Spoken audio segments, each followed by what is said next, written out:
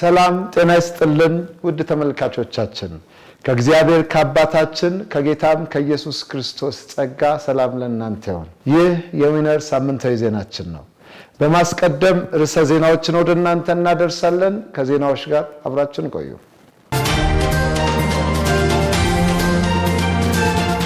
በደቡብ ኢትዮጵያ ወላይታ ዞን በምትገኘው አረካ ከተማ ልዩ የሆነ የፈውስና የታምራት አገልግሎት ተካሄደ። ሐዋርያው ዳንኤል ጌታቸው በአረካ ከተማ በምትገኘው በክርስቶስ የተለወጠች ዓለም አቀፍ ቤተክርስቲያን በመገኘት ያገለገሉ ሲሆን በአገልግሎታቸውም የእግዚአብሔር መገኘት በኃይልና በሙላት ተገልጦ ብዙዎች ካለባቸው ሕመምና ችግር መፈታት ሆኖላቸዋል። በሀገራችን ካሉ የማምለኪያ ስፍራዎች በአይነቱና በአሰራር ዲዛይኑ የሚለየው ሲኤምሲ የሚገኘው የሕያው ተስፋ የታምራት አገልግሎት ቤተክርስቲያን ግዙፍ የማምለኪያ ስፍራ ሊጠናቀቅ ጥቂት ጊዜያት ብቻ እንደሚቀሩት ተገለጸ።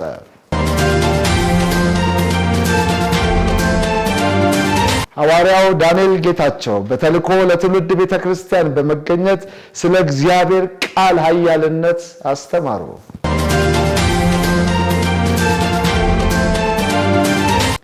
የአቤጽ በረከትና እግዚአብሔር ካንተ ጋር ነው በሚል ርዕስ ለሁለት ተከታታይ ቀናቶች ሐዋርያው ዳንኤል ጌታቸው በሁሉም ማህበራዊ ሚዲያዎች ብዙ ሺህ ሕዝብ በተሳተፈበት በቀጥታ ስርጭት አስተማሩ። ዝርዝር ዜናዎቹ እንደሚከተሉ ይቀርባሉ። ሐዋርያው ዳንኤል ጌታቸው በተልእኮ ለትውልድ ቤተክርስቲያን በመገኘት ስለ እግዚአብሔር ቃል ኃያልነት አስተማሩ። የእግዚአብሔር ቃል መቼም ቢሆን አይለወጥም። እግዚአብሔር ሰዎችን የሚያገኘው ቃሉን መሰረት አድርገው ለሚፈልጉት ብቻ ነው።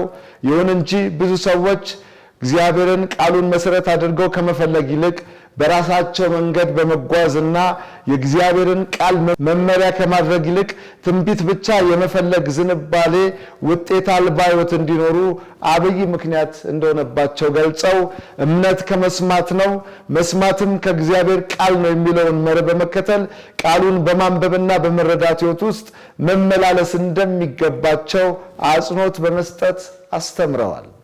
የቃሉን ጉልበት ካለመድ ነው ተጠቂ ሰዎች ነው የምንሆነው። ሞር ፎከሳችን የቃሉ ቦታ ላይ መገኘት ነው። ትንቢቶች ጥሩ ናቸው፣ እጅግ በጣም ጥሩ ነው፣ መልካም ነው። ነገር ግን የቃሉን ያህል አይሆኑም፣ ምክንያቱም ትንቢቶች ይሻራሉና።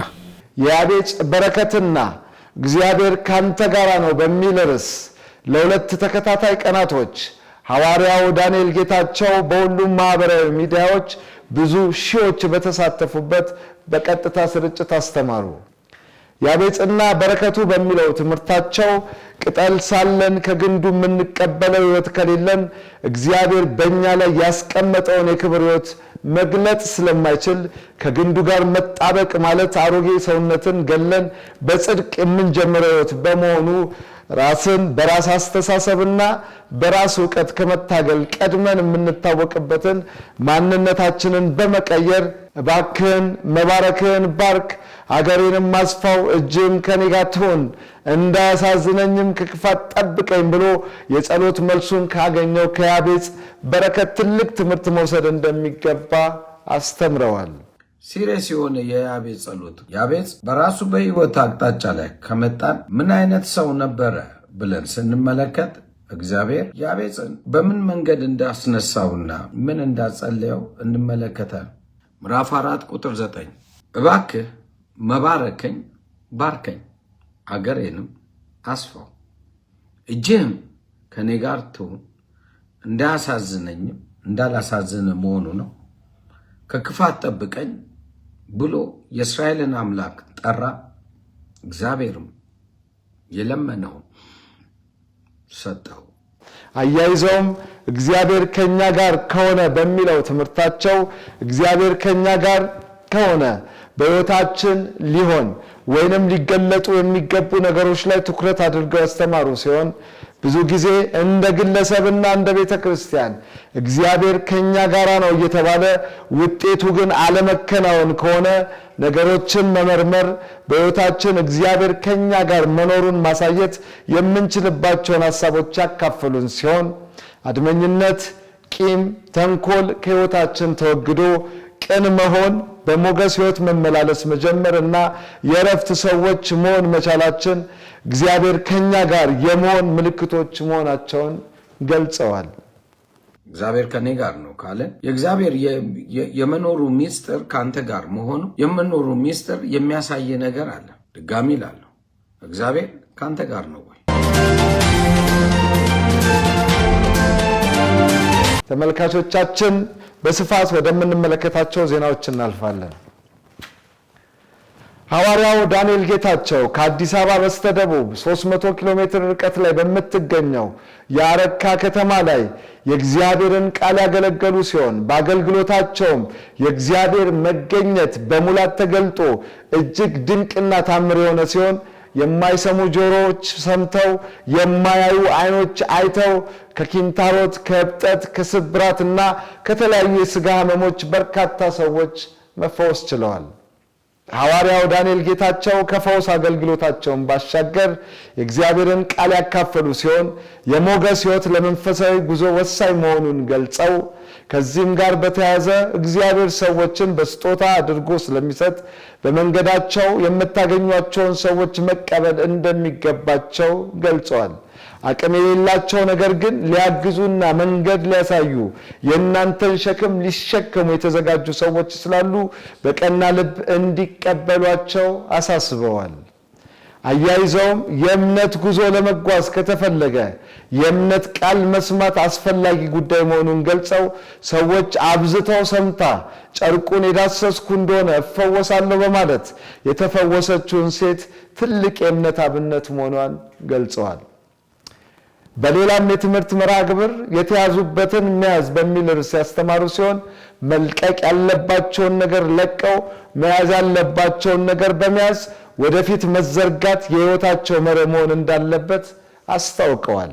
ከአረካ አገልግሎታቸው ጋር በተያያዘ እጅግ የሚገርም ድንቅ ምስክርነት የነበረ ሲሆን ከነበሩ በርካታ ምስክርነቶች ውስጥ አንዱን ሰምተን እንመለስ። ስምም አለበል ብርዬ ምንድን ነው የሆነልህ? ጥሩ እና አጋጣሚ እኔ ነው እንግዲህ እንደ ድንገት 2014 ላይ ኩላሊቴ ቀኝ ግራ ኩላሊቴ ፌል አረገ። በቃ ፌል። ከዛ ተጨነኩኝ። የሆነውም እንደ ድንገት ነው።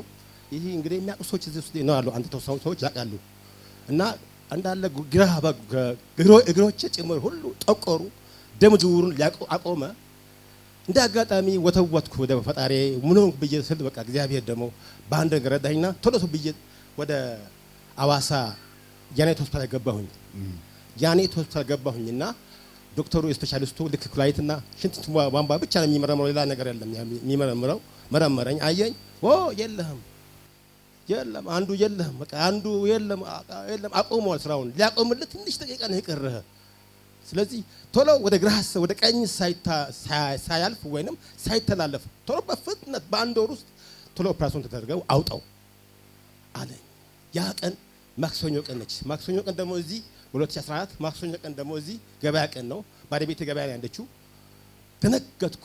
እንግዲህ እኔ የሄድኩት በኩላሊቴ እንዲሆን ብዬ አላሰብኩም። በጣም ደነገጥኩ። ወይዬው ልጆቼ ያልኩና ለልጆቼ በጣም አዘንኩ።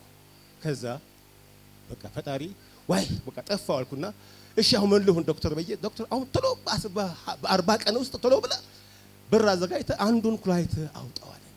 እሺ በአንዱ መኖር ይችላል አለኝ። እሺ እግዚአብሔር እንግዲህ እንዲህ ከሆነ እሺ መች ልምጣ? ከወር በኋላ ና አሁን ወደ ቤት ሂድ። ምንም መድኃኒት አይታዘልህም፣ ምንም ነገር አይሰጥም። ምክንያቱም መድኃኒቱ እሱን ነው የሚበረብረው። ስለዚህ ቶሎ ብለ ወደ ቤት ሂድ አለኝ። ዋየው ጌታ እንግዲህ እኛ አካባቢ አንድ ቋንቋ አለ፣ እዚህ ሰዎች የሚያውቁት አለ። 40 ፐን አይሞላው ፐን ግዷን ጦር ሲደስ የሚሉት አንድ አባቶች ምን ማለት ነው? እሱም በለው ልሳን ነው። ከ40 የሚሉት ሰው ከአርብና ገዳይ ሊገል የሚመጣ አንድ አይሞላው የሚሉት አሉ የሚባል ሰው አለ። ከሱና ከዛ ቀን ፈጣሪ ያለ ማለት ነው። ከሚገለውና ወስኖ በሱ ላይ ፈጣሪ አለ ማለት ነው። ያ ማክሰኞ ቀን ሮብ ቀን ጠዋት ተነስቼ ከዛ ተሳፍሬ ወደ ቤቴ መጣሁኝ። እንግዲህ በቤቴ ላይ ተኝቼ ያለው እግሬ አንዱ እንግዲህ ልክ ይሄ ወንድሜን የመልካሙን ልብስ ነው የሚወጣው ሸክላ ሆኖ እግሬ አንዱ እንዳጠቁሮ በቃ እንዳለ ምክንያቱም ስራ አቁሟል ደም ዝውውሩን። ከዛ ቤት ቁጭ ብዬ ልጄ አንድ ልጅ አሁን እዚህ የለም አገቡ ውጪ ነው ያለው ልጄ ብሩክ የሚባል ልጅ ታላቅ ልጅ ነው ብሩክ ነው ብዬ ሰይሜዋለሁ። እሱ ልጅ ዩኒቨርሲቲ ነው ሶዶ ያለው። እሱ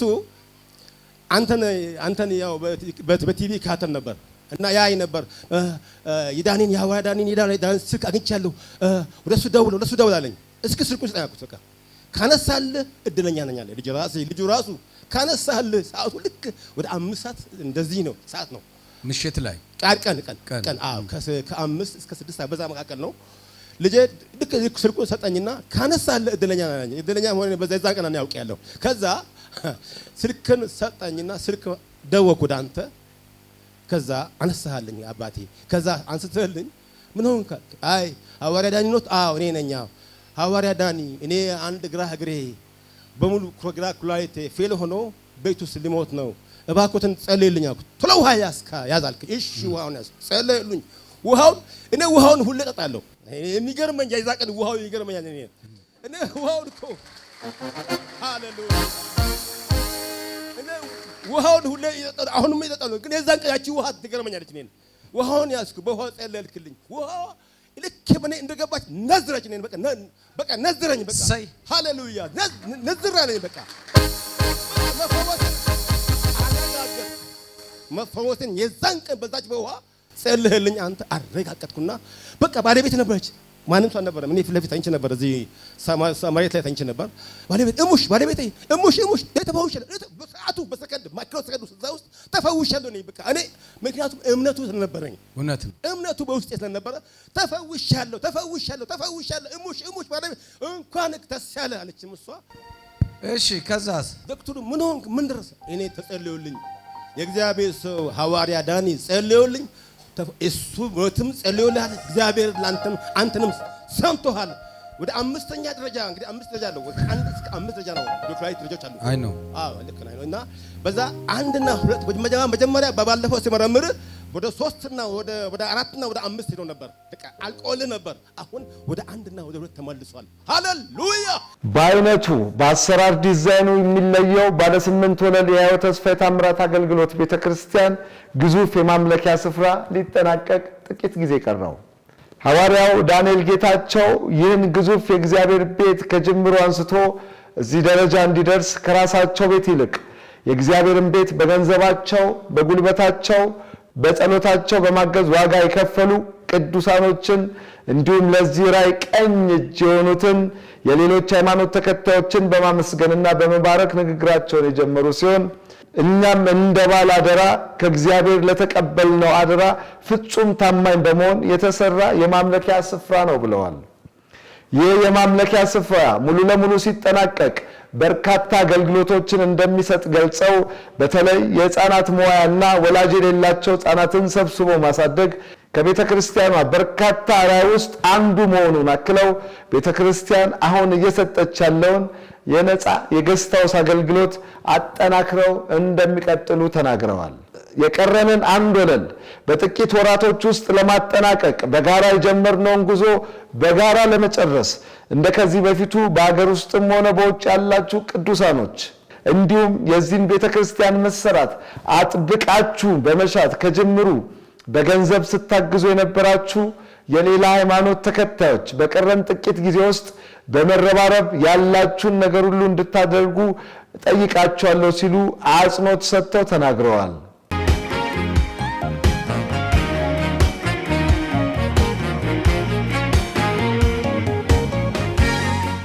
ሰላም ለእናንተ ይሁን። ሐዋርያው ዳንኤል ጌታቸው ከፍቅር በስተቀር ምንም ዕዳ የሌለበት። ይህ የምታዩት ትልቁ የእግዚአብሔር ሥራ በእኛ መካከል የተገለጠው መልካም ነው ብሎ በእኛ የጀመረው እስከ ፍጻሜው እንደሚያደርስ አምናለሁ። እንደምታዩት ሕንፃው የመጨረሻ ጣራ ላይ ደርሰናል። 1 ስላብ ነው የቀረን። ይህችን ስላብ ተሯሩጠን ክረምቱ ከመጨረሱ በፊት እንደው ብንሰራውስ 1 ጊዜ ጥቂት ነው የቀረን። ኃይላችንን አቅማችንን አስተባብረን እንደጀመርነው እንጨርሰው። የዘሩባቤል ልጆች ጀምረውታል፣ ይጨርሱታል እንዳለ እግዚአብሔር ብርታትና ኃይል ከሆነ እንጨርሰው። ፈጥነን ብናረገው መልካም ነው። የሁላችንም አሻራ እንዳለበት አምናለሁ። አሻራ የሌለባችሁ ደግሞ በመጨረሻም የመጣ በ11 ሰዓት እንዲሁም ደግሞ በ6 ሰዓትም እንዲሁም በጠዋቱ በማለዳ ጌታ የቀጠረው ሰው እኩል ከተከፈለው ጌታ ክፍያውን ለመጨረሻ ጊዜ ሲያደርግ ለምን 11 ሰዓት ላይ የመጣችሁትም ብትሆኑ እንስጥ። መልካም ነገር እንዝራ። ጥቂት በመዝራት ብዙ ማጨድ ይቻላልና ይህ የመንፈስ ዓለም ነው። እንደምታዩት ብዙ ሄደናል። አንድ እስላም ማለት በጣም ቀላል ነው። እግዚአብሔር እንደረዳን ደግሞ ፈጥነን እንጨርሰዋለን አምናለሁ። እግዚአብሔር ብርታቱንም አቅሙንም ችሎታውንም ሰጥቷችኋል እላለሁ። የሳምንቱ የዊነር ዜናችን ይህን ይመስል ነበረ። ስለተከታተላችሁን እጅግ አድርገን እናመሰግናለን። ከእግዚአብሔር ከአባታችን ከጌታችን ከኢየሱስ ክርስቶስ ጸጋና ሰላም ለእናንተ ይሁን። አሸንፈን ጀምረናል፣ አሸንፈን ጨርሰናል።